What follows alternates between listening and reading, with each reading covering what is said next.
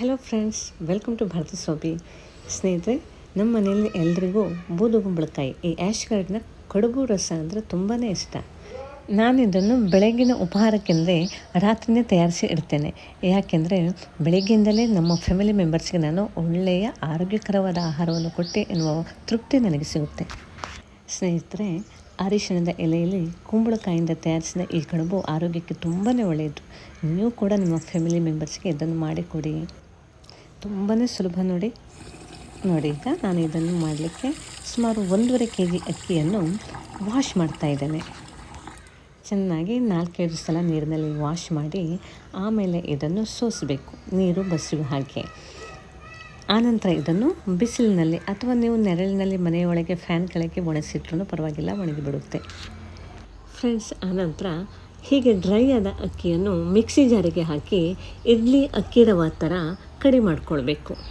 ನೀವಿಲ್ಲಿ ಕೇಳ್ಬೋದು, ರೆಡಿಮೇಡ್ ಇಡ್ಲಿ ಅಕ್ಕಿ ರವೆಯನ್ನು ತಂದು ಮಾಡ್ಬೋದಾ ಅಂತ. ಮಾಡ್ಬೋದು, ಆದರೆ ಮಾರ್ಕೆಟಿಂದ ತಂದಂಥ ಇಡ್ಲಿ ಅಕ್ಕಿ ರವೆಯನ್ನು ನಾವು ವಾಶ್ ಮಾಡಬೇಕಾಗುತ್ತೆ. ಇದಾಗಿದ್ದರೆ ನಾವು ಮೊದಲೇ ವಾಶ್ ಮಾಡಿರೋದ್ರಿಂದ ಮತ್ತೆ ವಾಶ್ ಮಾಡುವ ಅವಶ್ಯಕತೆ ಇರೋದಿಲ್ಲ. ಕುಂಬಳಕಾಯಿ ಒಮ್ಮೊಮ್ಮೆ ಜಾಸ್ತಿ ನೀರು ಬಿಟ್ಬಿಡುತ್ತೆ. ಆವಾಗ ನಾವು ವಾಶ್ ಮಾಡಿದ ಈ ಅಕ್ಕಿ ರವೆಯನ್ನು ಡ್ರೈ ಇರೋದ್ರಿಂದ ಹಾಗೆ ಸೇರಿಸ್ಬಿಡ್ಬೋದು. ಆದರೆ ಮಾರ್ಕೆಟಿಂದ ತಂದ ಅಕ್ಕಿ ರವೆಯನ್ನು ವಾಶ್ ಮಾಡಬೇಕಾಗೋದ್ರಿಂದ ಇಲ್ಲಿ ಕಡುಬಿನ ಮಿಶ್ರಣ ತೆಳ್ಳಗಾಗಿ ಬಿಡುತ್ತೆ. ನೋಡಿ ಫ್ರೆಂಡ್ಸ್, ಈಗ ನಮಗೆ ಅಕ್ಕಿ ರವೆ ರೆಡಿ ಆಯಿತು. ಇದನ್ನೆಲ್ಲ ನಾನು ರಾತ್ರಿ ಊಟದ ನಂತರ ರೆಡಿ ಮಾಡ್ಕೊಳ್ತೇನೆ. ಈಗ ನೋಡಿ, 3 kgಯಷ್ಟು ಕುಂಬಳಕಾಯಿಯನ್ನು ನಾನು ಇದಕ್ಕೆ ತೆಗೆದುಕೊಂಡಿದ್ದೇನೆ. ಇದರ ಸಿಪ್ಪೆ ಮತ್ತು ಬೀಜವನ್ನಷ್ಟೇ ತೆಗೆಯಿರಿ. ಬೀಜ ಇರುವ ಪಾರ್ಟನ್ನು, ಅದರ ಬೀಜವನ್ನಷ್ಟೇ ತೆಗೆದು ಅದನ್ನು ಕೂಡ ಉಪಯೋಗಿಸಿ ನೋಡಿ. ಆನಂತರ ನಾನು ಈ ರೀತಿ ಚಿಕ್ಕದಾಗಿ ಹೆಚ್ಚಿಟ್ಕೊಂಡಿದ್ದೇನೆ. ನೋಡಿ ಫ್ರೆಂಡ್ಸ್, ಈ ಥರ ತೆಳ್ಳಗೆ ಹೆಚ್ಚಿಕೊಂಡಿರಬೇಕು. ನೋಡಿ, ಕಡುಬಿಗೆ ಬೇಕಾದ ಮುಖ್ಯವಾದ ಇಂಗ್ರೀಡಿಯೆಂಟ್ಸ್ ಅಕ್ಕಿ ರವೆ ಮತ್ತು ಕುಂಬಳಕಾಯಿ ಪೀಸ್ಗಳು ರೆಡಿ ಆದವು. ಈಗ ಇಡ್ಲಿ ಪಾತ್ರೆಯನ್ನು ತೆಗೆದುಕೊಂಡು ಅದರ ಕೆಳಗೆ ನೀರು ಹಾಕಿ ನೋಡಿ, ಪ್ಲೇಟನ್ನು ಇಡಿ.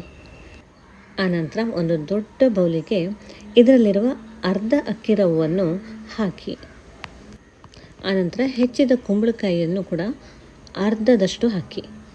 ನೋಡಿ, ಅಕ್ಕಿ ರವೆ ಇರುವ ಪಾತ್ರೆಗೆ ನಾನು ಅರ್ಧದಷ್ಟು ಕುಂಬಳಕಾಯಿ ಪೀಸ್ಗಳನ್ನು ಹಾಕಿದ್ದೇನೆ. ಈಗ ಇದಕ್ಕೆ 1 ಸ್ಪೂನ್ನಷ್ಟು ಉಪ್ಪನ್ನು ಸೇರಿಸಿ ಬೇಗ ಸರಿಯಾಗಿ ಮಿಕ್ಸ್ ಮಾಡಿ. ಒಮ್ಮೊಮ್ಮೆ ಕುಂಬಳಕಾಯಿಯಲ್ಲಿ ಜಾಸ್ತಿ ನೀರು ಇರುತ್ತೆ, ಅದನ್ನು ನೀವು ಬೇಗ ಮಿಕ್ಸ್ ಮಾಡಿ ಕಡುಬು ಕಟ್ಟಿದರೆ ಒಳ್ಳೆಯದು. ಕೆಲವೊಮ್ಮೆ ಕುಂಬಳಕಾಯಿ ನೀರು ಬಿಟ್ಟಿಲ್ಲ ಅಂದರೆ ನೀವೇ ನೀರನ್ನು ಚಿಮುಕಿಸ್ಕೊಳ್ಬೇಕಾಗುತ್ತೆ. ನೋಡಿ, ಅರಿಶಿಣದ ಎಲೆಯನ್ನು ಕ್ಲೀನಾಗಿ ವಾಶ್ ಮಾಡ್ಕೊಂಡು ಬಂದು ಈ ರೀತಿ ಪ್ಲಸ್ ಆಕಾರದಲ್ಲಿ ಇಟ್ಕೊಳ್ಬೇಕು. ಮಧ್ಯದಲ್ಲಿ ಮಿಶ್ರಣವನ್ನು ಇಟ್ಟು ಈಗ ಕಡುಬನ್ನು ಕಟ್ಟಬೇಕು. ನೋಡಿ ಫ್ರೆಂಡ್ಸ್, ಎಲ್ಲ ಎಲೆಗಳಿಂದನೂ ಕೂಡ ಈ ರೀತಿಯಾಗಿ ಕಡುಬುಗಳನ್ನು ಕಟ್ಕೊಳ್ಬೇಕು. ಇಡ್ಲಿ ಪಾತ್ರೆಯನ್ನು ಸ್ಟವ್ ಮೇಲಿಟ್ಟು ಕಟ್ಟಿದ ಕಡುಬುಗಳನ್ನು ಅರೇಂಜ್ ಮಾಡಬೇಕು. ಆನಂತರ ನೋಡಿ, ಸುಮಾರು 20ರಿಂದ 25 ನಿಮಿಷಗಳವರೆಗೆ ಸ್ಟವನ್ನು ಆನ್ ಇಡಬೇಕು. ಸರಿ, ಈಗ ಈ ಪಾತ್ರೆಯನ್ನು ಓಪನ್ ಮಾಡುವುದು ನಾಳೆ ಬೆಳಿಗ್ಗೆನೇ. ನೋಡಿ ಫ್ರೆಂಡ್ಸ್, ಮಾರನೇ ದಿನ ಬೆಳಿಗ್ಗೆ 1 ತೆಂಗಿನಕಾಯಿಯ ತುರಿಯನ್ನು ತೆಗೆದುಕೊಂಡು ಅದನ್ನು ಮಿಕ್ಸಿ ಜಾರಿಗೆ ಹಾಕ್ತಾಯಿದ್ದೇನೆ.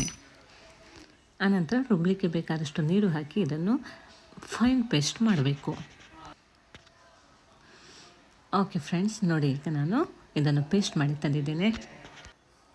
ಆನಂತರ ಇದನ್ನು ಸೋಸಿಕೊಳ್ಬೇಕು. ನೋಡಿ ಫ್ರೆಂಡ್ಸ್, ಹೀಗೆ ಫಿಲ್ಟ್ರ್ ಮಾಡಿದಾಗ ನೋಡಿ, ಮೊದಲನೇ ಬಾರಿ ದಪ್ಪ ಕಾಯಿ ರಸ ಸಿಗುತ್ತೆ. ಆನಂತರ ಈ ಜಿಗುಟಿಗೆ ಸ್ವಲ್ಪ ನೀರು ಹಾಕಿ ಮತ್ತೊಮ್ಮೆ ಫಿಲ್ಟ್ರ್ ಮಾಡಿ. ಕೇವಲ 2 ಸಾರಿ ಫಿಲ್ಟ್ರ್ ಮಾಡಿದ ಹಾಲನ್ನಷ್ಟೇ ತೆಗೆದುಕೊಳ್ಳಿ. ಕಾಯಿ ಪೇಸ್ಟಿಂದ ಸರಿಯಾಗಿ ರಸ ಬರಬೇಕೆಂದರೆ ನೋಡಿ, ಕೈಯಲ್ಲೇ ಹಿಂಡಬೇಕಾಗುತ್ತೆ. ಈ ರೀತಿಯಾಗಿ ಗಟ್ಟಿಯಾಗಿ ಈ ಪೇಸ್ಟನ್ನು ಹಿಂಡಿ ಕಾಯಿ ರಸವನ್ನು ತೆಗೆಯಿರಿ. ಓಕೆ, ಈಗ ನೋಡಿ, ಕಾಯಿ ರಸ ರೆಡಿ ಆಯಿತು. ನೋಡಿ ಫ್ರೆಂಡ್ಸ್, ಇದನ್ನೀಗ ಒಂದು ಬೌಲ್ಗೆ ಹಾಕ್ತಾಯಿದ್ದೇನೆ.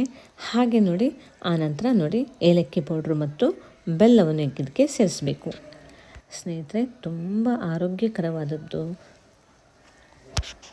ನೀವು ಒಮ್ಮೆ ಮಾಡಿದರೆ ಮತ್ತೆ ಮಾಡ್ತಾನೆ ಇರ್ತೀರಿ. ನಾನಂತೂ ಇದನ್ನು ತಿಂಗಳಲ್ಲಿ 2 ಸಲ ಮಾಡೇ ಮಾಡ್ತೇನೆ. ನೋಡಿ, ಈ ಕಾಯಿ ರಸಕ್ಕೆ 1 ಚಿಟಿಕೆಯಷ್ಟು ಉಪ್ಪನ್ನು ಸೇರಿಸಿ. ನೋಡಿ, ತುಂಬ ಟೇಸ್ಟಿಯಾದ ಹೆಲ್ದಿಯಾದ ಕಾಯಿ ರಸ ರೆಡಿಯಾಯಿತು. ಈಗ ನಾವು ರಾತ್ರಿ ಮಾಡಿಟ್ಟ ಇಡ್ಲಿ ಪಾತ್ರೆ ಮುಚ್ಚಳವನ್ನು ತೆಗಿತಾ ಇದ್ದೇನೆ. ನೋಡಿ ಫ್ರೆಂಡ್ಸ್, ಇನ್ನೂ ಕೂಡ ಬಿಸಿ ಬಿಸಿಯಾಗೇ ಇದೆ. ನೋಡಿ, ಅರಿಶಿಣದ ಎಲೆಯ ಪರಿಮಳವನ್ನು ಬೀರುವ ಈ ಹೆಲ್ದಿಯಾದ ಕಡುಬು ಆರೋಗ್ಯಕ್ಕೆ ತುಂಬಾ ಒಳ್ಳೆಯದು. ನನ್ನ ಮಕ್ಕಳಿಗಂತೂ ಈ ಕಡುಬು ರಸ ತುಂಬಾ ಇಷ್ಟ. ಫ್ರೆಂಡ್ಸ್, ನಿಮ್ಮ ಮನೇಲೂ ಕೂಡ ಇದು ಎಲ್ರಿಗೂ ಇಷ್ಟವಾಗುತ್ತೆ. ನೀವು ಕೂಡ ಇದನ್ನು ಮಾಡಿ. ಹಾಗೆ ನಿಮ್ಮ ಫ್ರೆಂಡ್ಸ್ ಮತ್ತು ರಿಲೇಟಿವ್ಸು ಕೂಡ ಈ ವಿಡಿಯೋವನ್ನು ಖಂಡಿತ ಶೇರ್ ಮಾಡಿ. ಯಾಕೆಂದರೆ ಅವರು ಕೂಡ ಆರೋಗ್ಯಕರವಾದ ಉಪಹಾರವನ್ನು ಬೆಳಗ್ಗೆ ಸೇವಿಸಬೇಕು.